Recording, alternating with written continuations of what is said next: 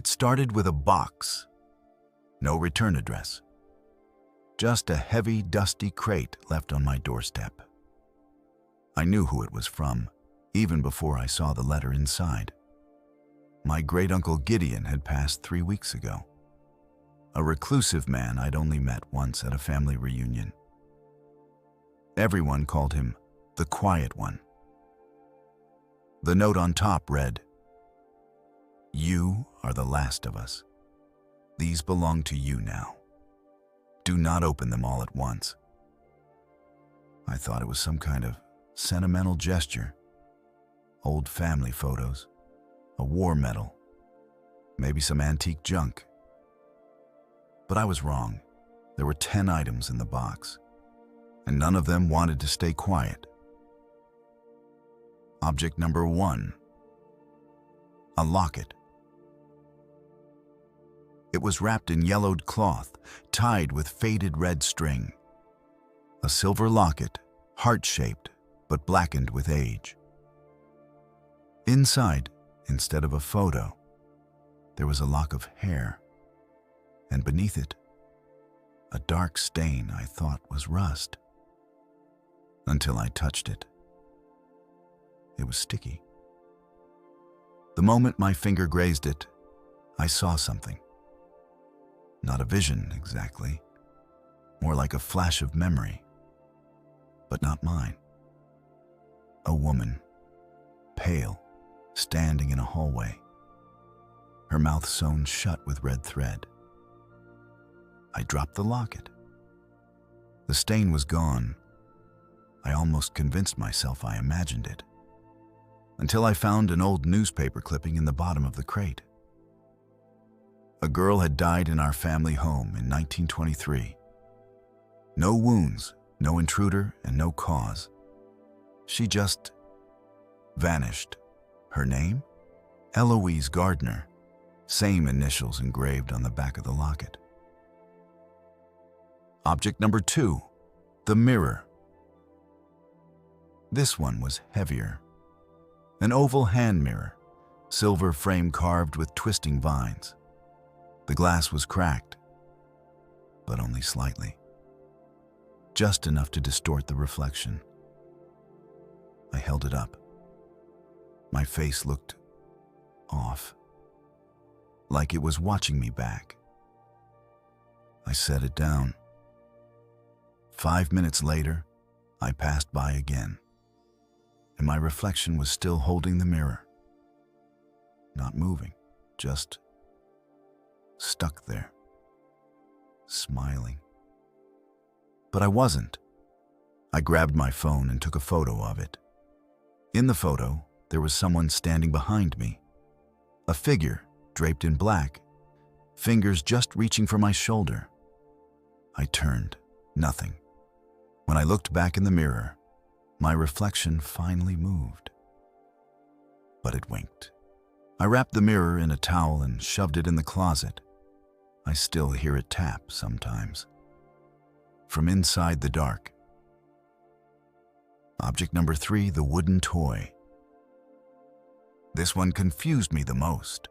A little wooden horse, like something a child would pull on a string. But the wheels were burned, charred. On the bottom was etched, "He walks with the sound of play."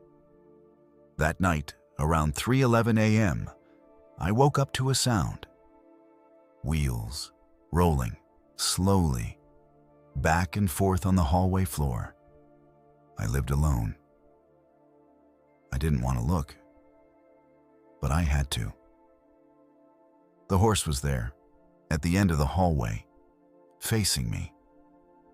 I left it outside in the garbage, triple bagged. The next morning, it was in the kitchen cabinet, waiting.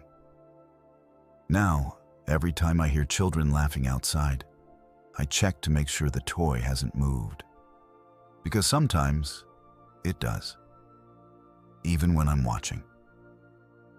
Object number 4, the journal. This was the only item I didn't touch directly. It smelled like mildew and smoke. The leather cover was cracked and tied shut with twine. I used gloves to open it. The writing inside was cramped, obsessive, mostly dates and sketches. But one entry stood out, dated October 18th, 1872. They came again, whispered through the floorboards. I gave them the blood, but they want more. They say I must pass it down, that we are keepers of the breach. I never wanted this. The next page was a drawing, a symbol, a circle with a jagged line splitting it. 3 eyes around the edge, one in the center. Beneath it, written in red ink, "Do not let the 5th wake. Bury it and forget." I slammed the journal shut, but it was too late. Object number 5. The sealed tin. The 5th item was locked inside a dented tin box. Small, cold. There was no key. For 2 nights, I left it alone. Then, one morning, it was open. Inside it, a human tooth, a coin I didn't recognize, and a photo, faded and torn, but definitely me. Only, I was asleep. The photo was taken from above, like someone stood over my bed. That night, I dreamt of my great-uncle Gideon.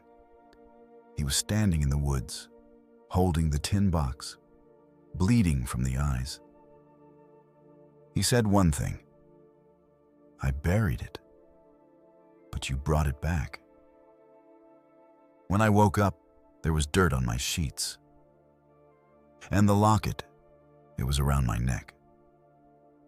Object number 6, the music box. Brass dented, with carved initials MS. I turned the crank once. It played a lullaby I recognized from a dream I had as a child. No one in my family admits to knowing the tune. That night, the music played by itself. At 2:07 a.m., I unplugged every speaker. Still, the melody echoed from the walls. At sunrise, my bedroom floor was covered in muddy footprints, small and bare. Object number 7, the painting. A framed family portrait, faces indistinct. Day by day, one face blurred further, then 2. By the 4th day, my face had faded too. On the 5th day, I noticed something else, a new figure. Faint, in the back of the painting, taller than the rest. No face, just a black outline with eyes like holes burned into paper. The next morning, I had no reflection in the mirror for 10 full minutes.